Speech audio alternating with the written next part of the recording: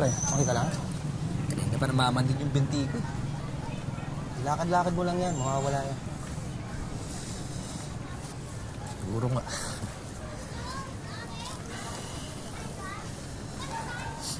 Kuya, sa pabahay lang po. Sige, tara. Ano, kaya mo? Kunin ko na yan. Kaya ko to pare. May sakit pa anak ko. Sayang din kita. Sige, salamat na lang ha.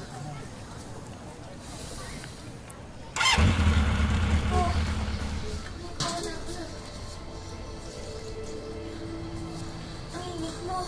Manang Cecil! Manang Cecil! Manang Cecil! O bakit? Ano nangyayari? Sini ko pumata. Sila nasusugod ko po muna sa ospital. Okay lang po ba kayong bala sa mga anak ko? Kuya, asan lagdat niya? Oo, sige, sige. Kuya, dahan-dahan lang po. Baka madisgrasya tayo. Dahan-dahan lang po, kuya.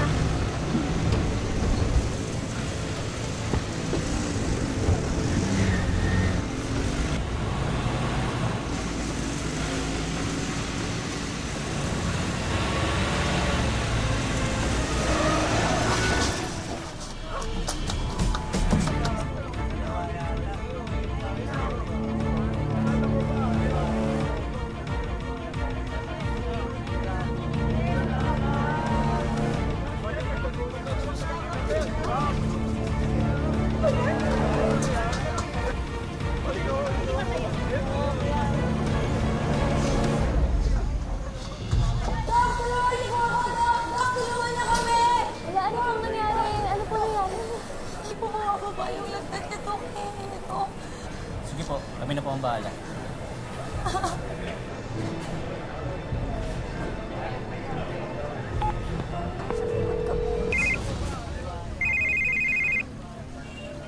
Rolly, nasan ka na ba?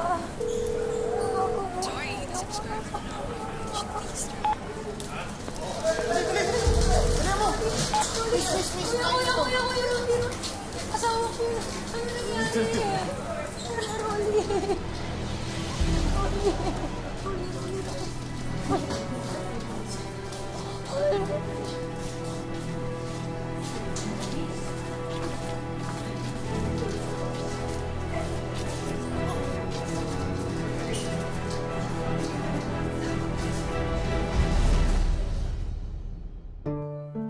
Buong akala raw ni Ceci, hindi na siya makakatagpo ng lalaking mamahalin.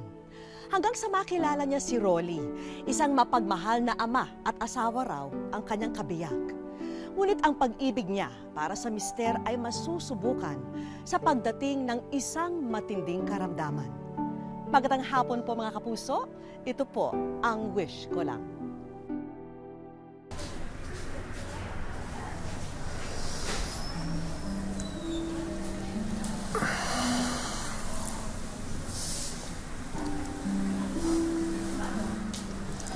Kamusta si Nico? Okay na siya. Bumaba na yung temperatura niya, tsaka sabi ni Doc, okay na siya. Ikaw, kamusta ka? Hindi ko nga alam. Bigla na lang namanhid yung mga binti ko. Ano bang sabi ng mga doktor? Wala pa nga sinasabi yung mga doktor eh. Pero titignan nila kung stroke daw pa talaga. Pero Kasi huwag ka mag-alala. Ano lang to? Manhid lang sa binti ito. Malayos to sa... Mahal! Rolly! Nurse! Nurse!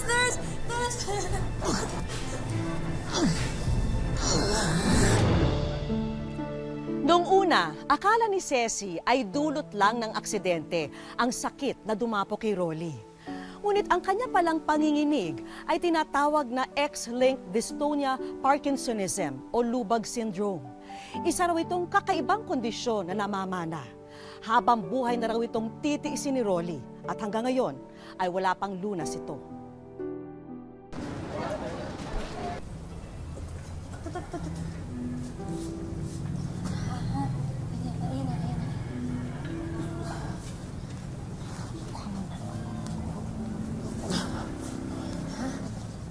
Nak, yung gamot ng tatay mo, ha? Kumuha ka ng tubig. Tingnan niyo yung mga kapatid niyo, ha? Baka lumabas. Sige na. Magtrabaho ka na. Ako na mag-aalaga sa mga anak ko. Ano ka ba? Ano ka ba? Magpahinga ka lang dyan, ha? Baka mapano ka. Kung kakayanin ko may mangyari sa'yo, anak. Tingnan mo nga yung tubig ng ate mo, ha? Apo. Sige na, ha? Wait lang, ha? Pabigat sa pamilya.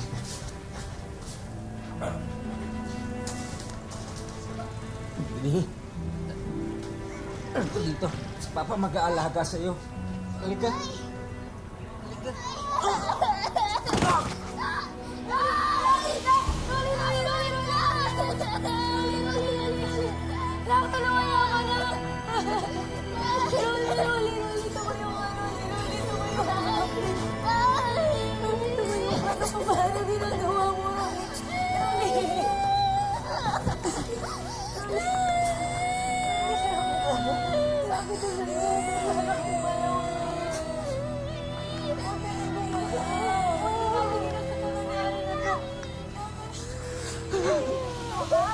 Mahal na mahal ka namin. Mahal na mahal ka namin. Bakit tubig ka, please? Tubig, please.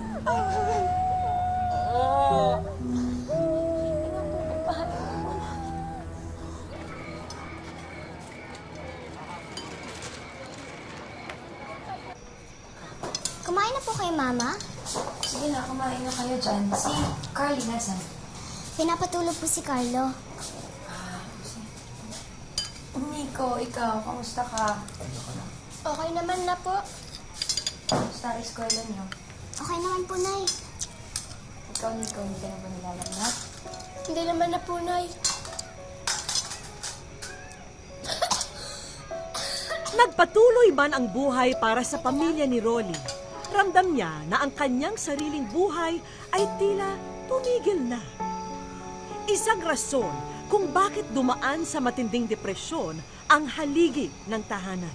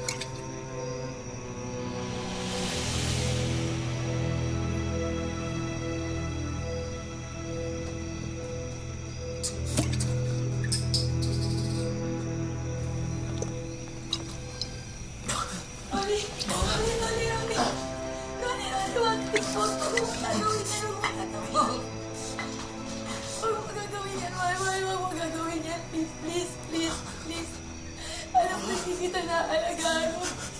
Pero, alam ko na kumulang ako. Pero please, huwag mo gagawin ko. Alam mo, please, ha? Mahal na mahal kita.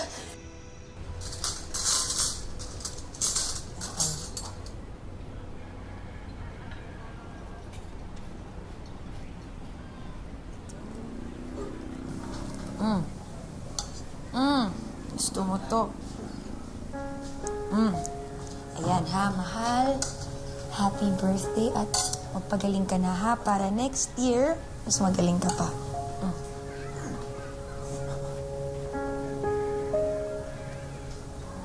Sarap. Love you. Ay, wait lang. Ha, sige, kumain na kayo dyan. Mare, si kumpare. Ayan, may simpleng handaan kami. Kumain ka naman muna. Sige, mamaya na lang. Kailangan mamasada eh. Ah, Ay, Mare, yung cellphone pala ni kumpare, kailangan ko lang soli. Ayun, napadaan lang ako. O siya, sige. Sigurado ka ba di ka nakakain? Oh, hindi na. Mauna na ako, Mare. Pare, happy birthday, ha?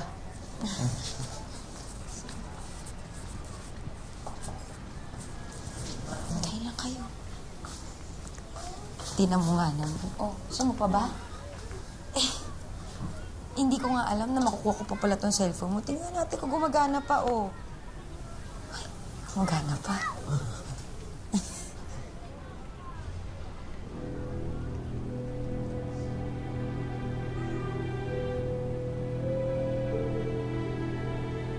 Hindi raw maipaliwanag ni Ceci ang kanyang naramdaman nung nakita niya ang mga mensahe. Pagkatapos na nga pa ng kanyang paghihirap kay Rolly, madidiskubre lang niya na nangaliwa pala ang asawa.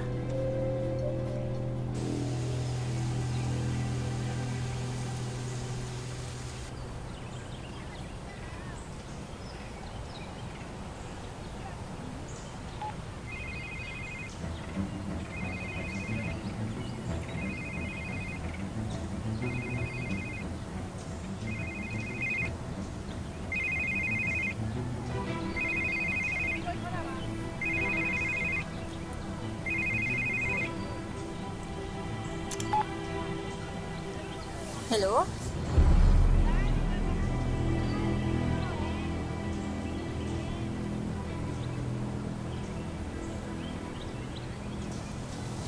Excuse me.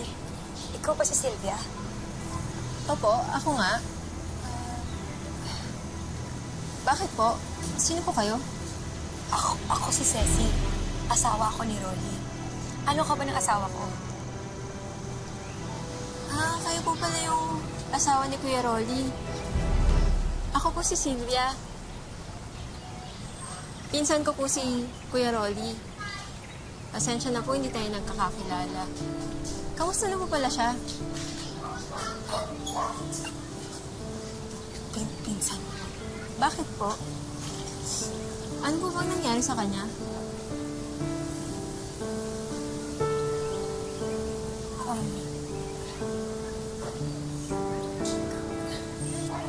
Akala ko kasi may iba yung asawa ko eh. Akala po ano? Akala ko may iba yung asawa ko. Hindi po. Madalas kang nakakwento sa akin ni Kuya eh. Kamusta na po ba siya? Ang kuya mo.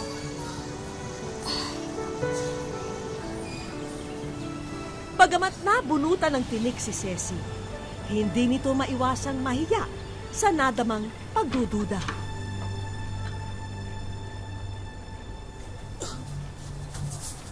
Kuya?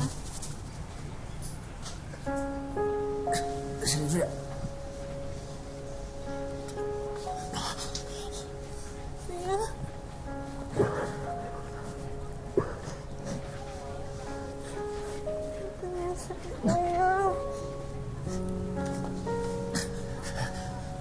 Okay lang ako.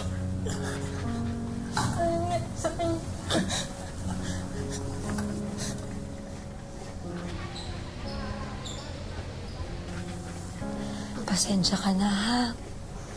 Kung ano nung naiisip ko eh.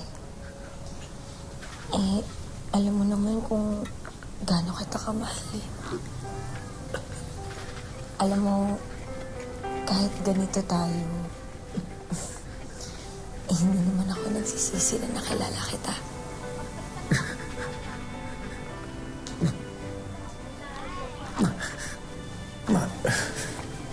Mahal din naman kita eh. I love you.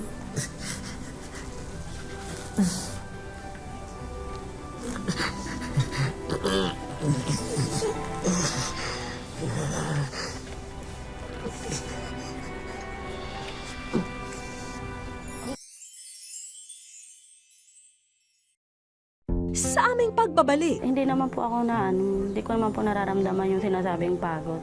Kasi marami nga pong nagsasabi na, buti hindi mo iniiwan. Sabi ko, bakit ko iiwanan? Sabi ko, nagmahala naman kami yan. Paano kung sa akin po napunta yung sakit? Ay, wala.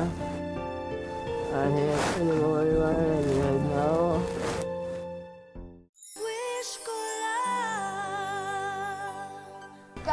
Nico, Carl! Carly!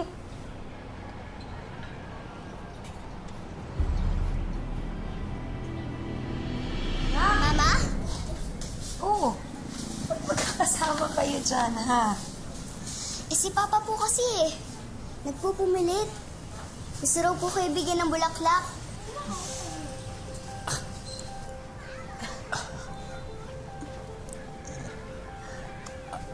I love you. Mahal na mahal rin kita.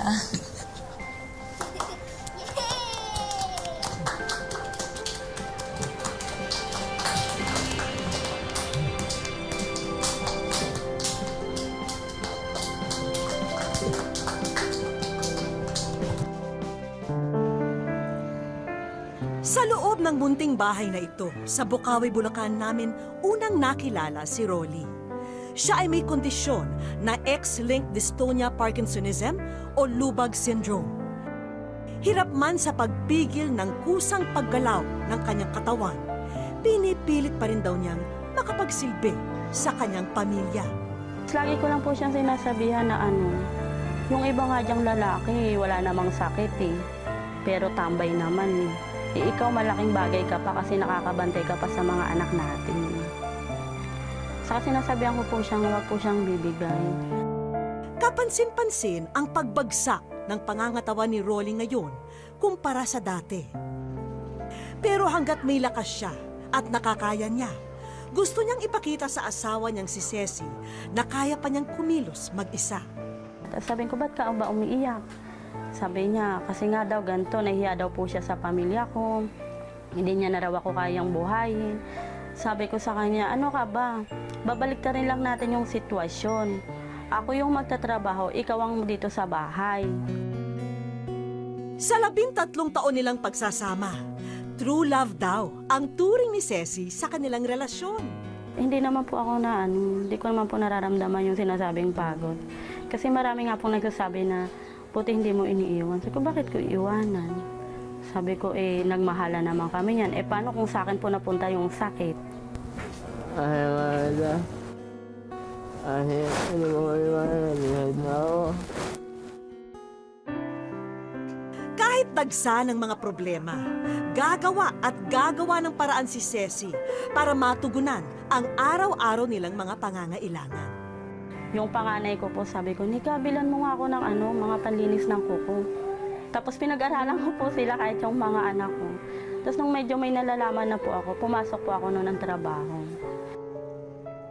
Sa ngayon, regular siyang pumapasok sa isang parlor bilang manikurista. Kasi ang inisip ko po, kung makakatulong po ako, magkano lang po ang sweldo. Ako po makakakain. Sila, hindi ko po alam kung makakakain ba sila ng o hindi. Kasama pa po nila ako. Abangan niyo yung concert ni Kule Desma at saka ni Lani. Ano? Kulani.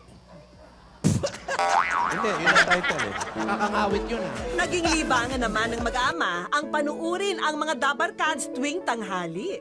Ito na nga raw ang isa sa mga nagpapagaan sa kalooban ni Rolly. Iyan na lang po naging niya, TV. Yung pong yung sugod bahay po, di ba pag nag-aano po sila, wali sila, doon po. Ang panganay naman nilang si Nika, ang isa sa mga maasahan ng ina kung sakaling makapagtapos na siya sa kolehiyo. Nakakatulong din daw ang anak ngayon dahil nagtatrabaho na siya bilang isang service crew sa isang fast food chain. Sabi ni Ceci, sa kabila ng mga pagsubok na kaakibat ng sakit ni Rolly, lalo naman itong pinatatag ang samahan nila bilang mag-asawa at bilang pamilya. Kaya po, kahit hanggang kailan. Basta lagi ko lang siya sinasabihan, huwag kang mawala ng pag-asa, darating din na may tutulong sa'yo. Nandito po tayo ngayon sa Bukawi, Bulacan at sa loob ng ilang sandali makikilala ko na po sina Rolly at Ceci. 4 na taon na po nilang iniinda ang napakatinding problemang ito. Pero ang wish po natin ay sana makapaghatid po tayo ng konting saya at ginhawa. Tara. Walang pasok ang mga bata ngayon at day off naman ni Ceci, kaya kompleto silang pamilya nang kamustahin namin sila. Magandang hapon ho. Ay, hello. Kayo si Ces? Ay, ako si Vicky at alam niyo na, kayo'y nasa wish ko lang. Hello, kamusta ho? Rolly, kamusta na? Agad na naibuhos ni Ceci ang saya niya sa aming pagdating. Malaking tulong sa akin. Alam niyo, hanga ako sa iyo dahil ikinasal kayo pagkatapos nagkaganito si Roy. Ceci, anong pinakamahalagang bagay na natutunan niyo dito sa sitwasyon niyo? Lalo po kaming nagiging matatag. Yung sabi ko po na yung siyempre hindi po namin nakalain, kahit siya po tinatanong niya, mag-4 na taon na pala yung sakit ko, paano natin to nalagpasan? Sabi ko, hindi tayo pinabayaan ng Panginoon. Rolly, alam ko hindi talaga kayo sumusuko. Saan kayo kumukuha ng lakas? Kasi po, may tutulong po sa akin. Tutulong po sa akin makakabaya dati. Hindi rin naiwasan ni Nika ang mahabag sa kalagayan ng kanyang mga magulang.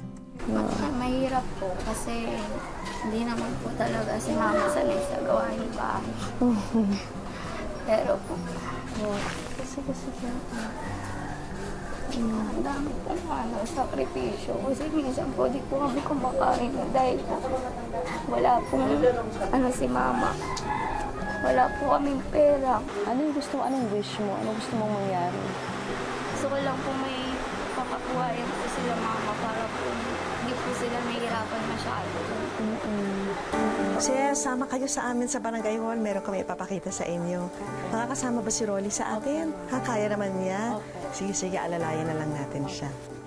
Sinama ko na ang pamilya ni na Ceci para makita nila ang aming mga regalo para sa kanila.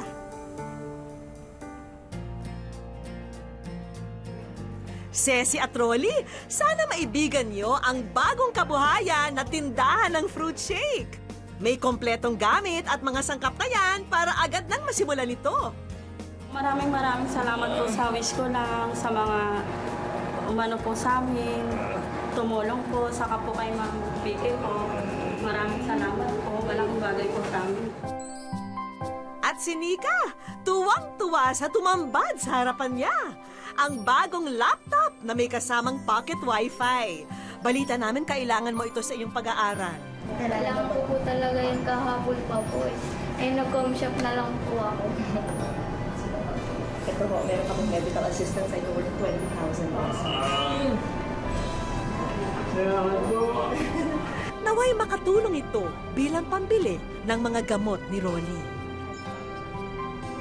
Pero hindi rito nagtatapos ang mga sorpresa.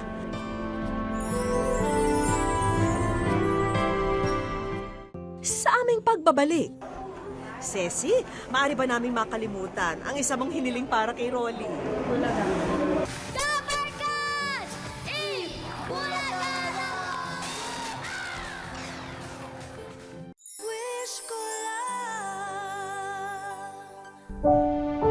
Nakipag-ugnayan ang aming programa sa espesyalistang doktor para sa muling pagkonsulta at check-up ni Rolly. Yung X-linked dystonia, Parkinsonism, ay isang sakit na namamana. So, it is also known as dystonia of Panay. Yung dystonia, yun yung pumupostura, yung abnormal na postura ng kanilang mga iba't ibang bahagi ng katawan. Napansin ko lang po, kapansin-pansin lang po natin sa kanya is, unang-una yung kanyang weight loss. Dahilan doon ho palamang ay yung kanyang kahirapan sa pagkain na dala ng kanyang abnormal na galaw. Sa ngayon, isa po sa epektibo nito na paggagamot ay ang paglalagay ng implant or stimulator in the brain. So yun ho yung tinatawag na pacemaker sa brain. Nagpapasalamat po ako kasi natignan niya po ulit yung asawa ko.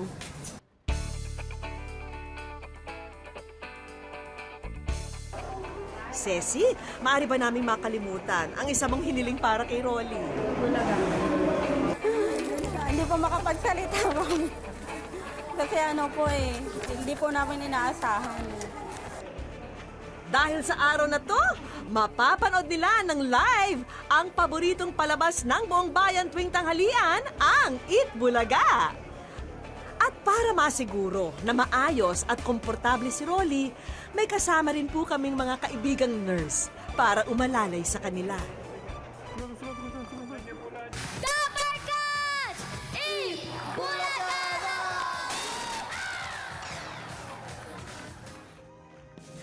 Tila hindi makapaniwala sina Ceci na mapapabiling sila sa mga manunood sa studio.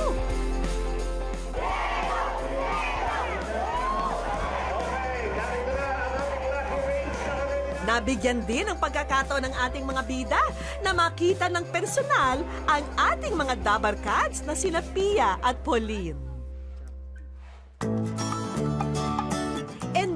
Enjoy si Rolly sa kanyang paboritong one for all for one. Ano? Bumaksak po! Ayan, oh. Ayan, nabali yung ano, buha nila. Pinatunayan ng mag-asawang Rolly at Ceci na anumang hamon ang dumating sa kanilang buhay, pagmamahal at pag-unawa ang pinakamabisang panangga nila para manatili ang pag-asa at saya sa kanilang pamilya.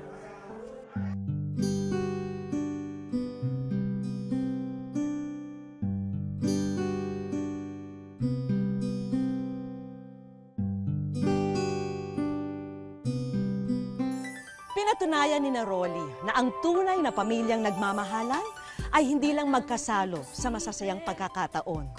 Kaya rin dapat nilang harapin ang bawat mabigat na problema na darating sa kanila. Hanggang sa muli mga kapuso, ako po si Vicky Morales at ito ang Wish Ko Lang. Naghihintay sa'yo kaya't wag na wag kang susunod.